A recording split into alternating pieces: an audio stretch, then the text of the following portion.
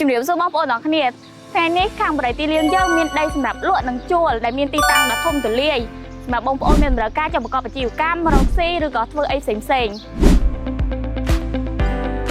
អីដែលកាន់ពិសេសមួយទៀតបងប្អូននៅជិតបរិយាទីលៀងយើងនេះមានដូចជាផ្សារទូសវោឃ្លាំងស្តុកទំនិញផែស្ងួតមួយវិញទៀតនោះគឺរោងចក្រផលិតភេសជ្ជៈដ៏ល្បីនៅក្នុងកម្ពុជាយើងផងដែរ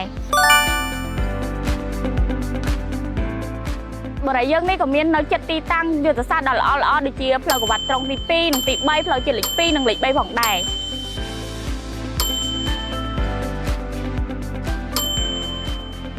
បច្ចុប្បន្ននេះនៅក្នុងបរិយាទីលៀងរបស់យើងមានការអភិវឌ្ឍដូចជាផ្សារទំនើប Daily Gourmet ហាងកាហ្វេក្លឹបប្រាណេតារ៉ានិងសាលារៀនជាដើមទាំងអស់នេះមាននៅក្នុងបរិយាទីលៀងដូចនេះសម្រាប់បងប្អូនដែលមានតម្រូវការទីតាំងដ៏ធំបែបនេះបងប្អូនអាចឆាតចូល Page ឬទាក់ទងតាមលេខទូរស័ព្ទដែលមានដាក់នៅខាងលើនេះ